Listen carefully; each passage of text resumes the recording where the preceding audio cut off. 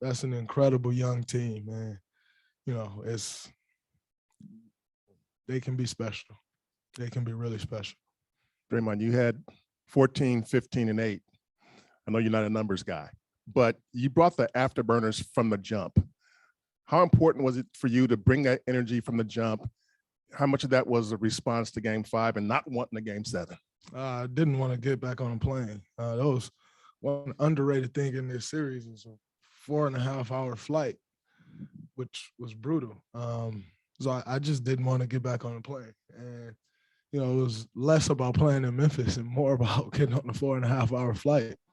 Like, I just didn't want to get on. And then, you know, something came to my phone earlier. A guy saying I'm scared to shoot the basketball. Like, scared and me in the same sentence is like brutal, you know. But you got a big ogre on TV talking about what Draymond say ain't the gospel. It is the gospel. What I say is the gospel. And, you know, when you say that multiple times, like on several different segments, you must think what I say the gospel. So, you know, you got to come out and shut some guys up sometimes. And you know, I like to show, you know, when you got people out there just talking out the side of their neck, you know, or anybody can make the pass Draymond make, like, that's just stupid. I mean, like, these are people who get employed to talk on TV about our game. And, you know, it's anybody can make that pass. You make that pass. We would love to see it. I played against the guy, by the way. I'm talking about Kendrick Perkins, for those of y'all that don't know. I'm never ducking no smoke. As the Memphis Grizzlies towels say, I don't duck smoke. You know, anybody can make that pass. Like, you couldn't. So good luck. So, you know, you just got to come out and shut people up sometimes. And it was very fun to do. Kevon finished with 22 rebounds. I think he put a career high in minutes, including I think the last 17. Looked exhausted at times, but was getting huge rebounds. Just what can you say about his performance tonight? It was absolutely incredible. You know, we always talk about Looney being the ultimate true professional, and this series went away from him. And last series too. And yeah, he stayed ready. And that's, you know, I give a lot of credit to our coaching staff for trusting in us. You know, we've had countless conversations with Steve and Mike and, you know, our entire staff and really trying to figure this out. You know, like, this was not an easy series. And then when Ja went down, you know, we realized after last game, like, we have to almost adjust as if we're starting an entirely different series, because that was a totally different team we played against the last, 3 games? 2 games, 3 games.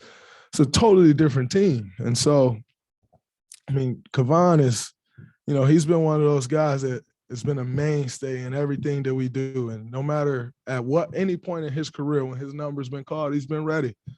And he delivered tonight in a major way. And, you know, we knew we couldn't do it without him, which is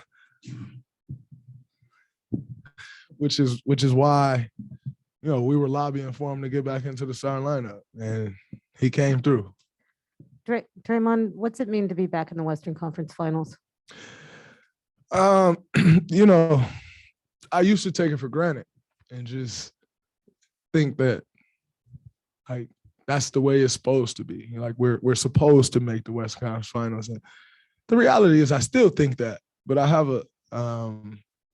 a much deeper appreciation for it.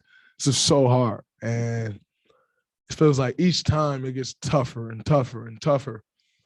And, you know, to miss the playoffs the last 2 years, like, I remember sitting in Cabo last year watching the playoffs. And don't get me wrong, I love Cabo. It was great to be in that place watching the playoffs, but it's brutal watching.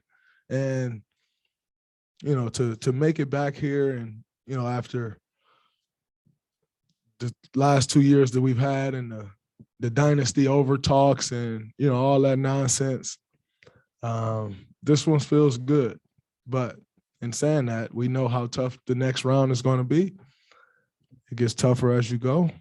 But, you know, that's you accept that challenge, and we're looking forward to it. But it feels good to be back after, you know, you go 2 years of type of basketball we was playing, and you're not so certain that you're going to get back, but to put it all together is really good to be back. Hey, Draymond,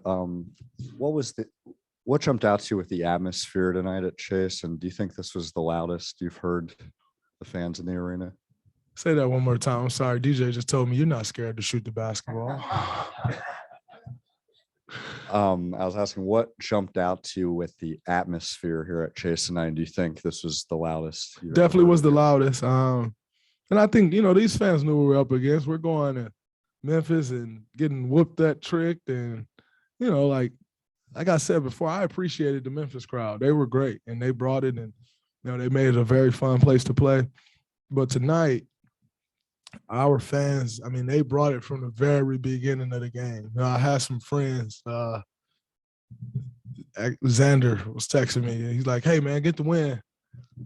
I'll be right behind the bench after." But the place is going to be loud, man. I'm telling you, and to come out and it was the loudest as I've ever heard it. It's special, and we've all talked about the home court advantage and how this is an oracle, and you have to reestablish that home court, and I think we're doing a good job of it. But our fans were absolutely incredible tonight, and it took everything we had to win that game, and including the fan support and the noise that was in the arena.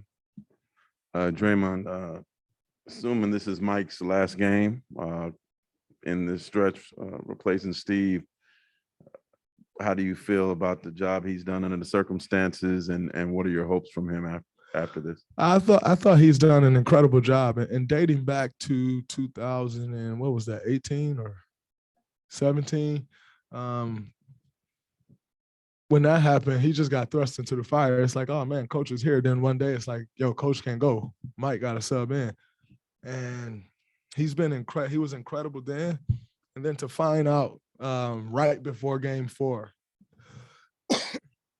that you're going to be leading this team.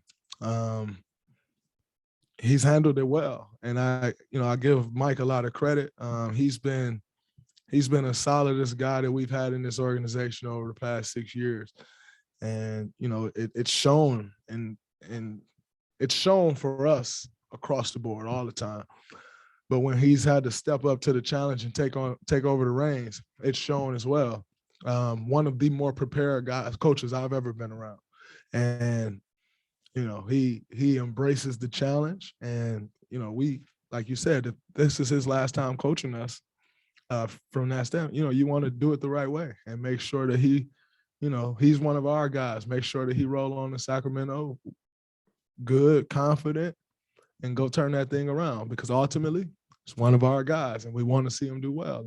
And to help jumpstart that, that's always the hope. Dre, Steph was, looked like he was struggling mightily throughout most of this game. Did you expect a fourth quarter turn up, and what did you see from his game? I'm not so much thinking like, man, it's, he's going to turn up in the fourth quarter. You're just constantly like, he'll get going. And, sure enough, he did. And, down the stretch, we went to one play pretty much the whole entire fourth quarter, and he took the game over. And, that's our guy. That's why he is who he is. It's only a matter of time. I think some of the shots he was missing in the first half were great looks. And so, you let a guy get some open looks and he miss them, at some point they're going to start going down. And, he knew exactly what he wanted to get to. He knew the matchups he wanted. And, he put us all in position and dominated the quarter. And, that's why we're sitting here moving on to the Western Conference Finals. There was 2 times late in the fourth quarter where the fans started chanting, "Whip that trick." What was that like for you guys, especially after Game 5? It was good to see the fans embrace that. You enjoy that, because, like I said, no one knows how it feels to go into an opposing arena and everybody's at your neck. And so to see our fans embrace it and kind of get them a little taste of their own medicine, it was good.